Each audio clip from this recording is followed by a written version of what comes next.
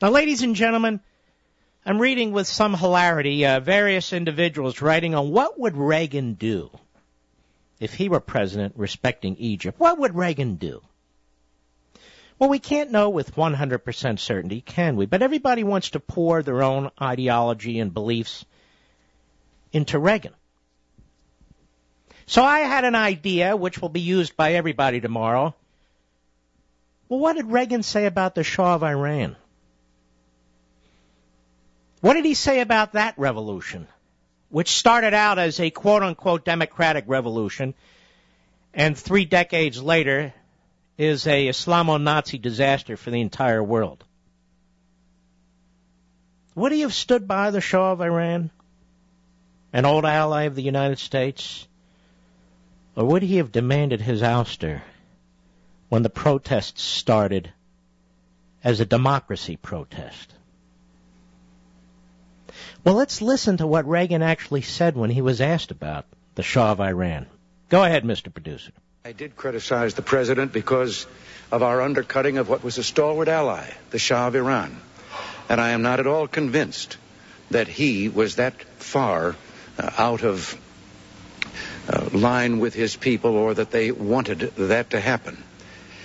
The Shah had done our bidding and carried our load in the Middle East for quite some time. And I did think that it was a blot on our record that we let him down. Have things gotten better? The Shah, whatever he might have done, was building low-cost housing, had taken land away from the mullahs and was distributing it to the peasants so they could be landowners, things of that kind. But we turned it over to a maniacal fanatic who has slaughtered thousands and thousands of people, calling it executions. That was October 28th, 1980, debate between Ronald Reagan and Jimmy Carter. He was asked the question by one of the panel members during the debate, and he believed we should have stood by the Shah of Iran. You take with that what you wish. I campaigned for Ronald Reagan in 1976 in a state that is a moderate state, and the Republicans are moderate. That's Pennsylvania. And the Republican establishment fought me and the others who supported Reagan tooth and nail. I supported Reagan again in 1980, and I campaigned for him. Many of the people now trying to intuit what Reagan would have thought or telling us what Reagan would have done were not involved in either of those campaigns. Some of them worked in his administration, but they were never involved in those campaigns, and they were never involved in really understanding or knowing Reagan.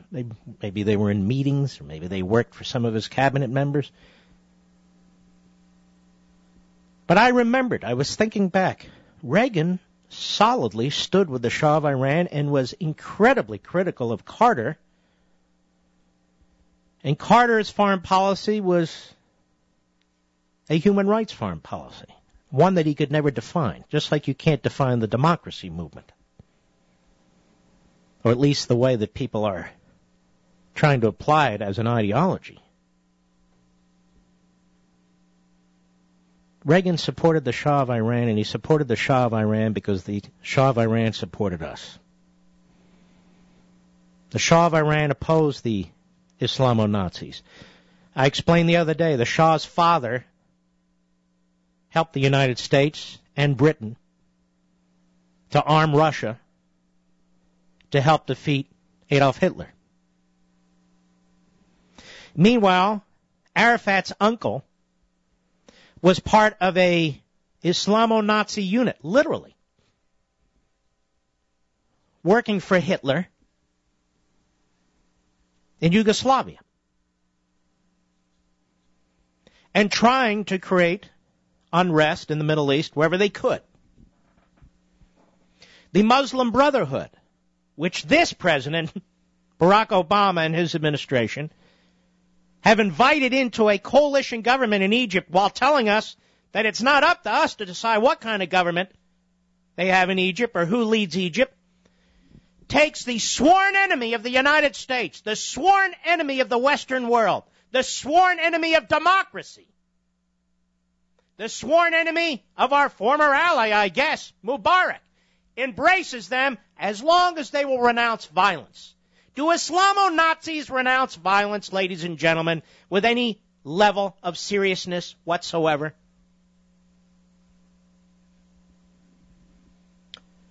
In Iran, formerly Persia, the Islamo Nazis promised to be peaceful, promised they'd be good partners in an interim government. The Shah was chased off. They began riots in the streets. They got the upper hand. They were better organized than the democracy movement. The military laid down its weapons. And then the Islamo Nazis under Khomeini took over. See, I don't use Islamo Nazis as a pejorative. That's their history. Their proud, quote-unquote, history. And then they went about executing people, starting with the generals who had ordered the weapons be thrown down and not used against the Islamo Nazi protesters. Wiped them out. Then they went through the intelligence service, wiped them out. They gathered up their political opponents, anybody who had renounced Khomeini or the Islamo Nazis. He put them in front of their judges. And Khomeini ordered the judges to order the execution of any political prisoner who would not renounce what they had done and would not embrace fundamentalism. They executed thousands and thousands of people.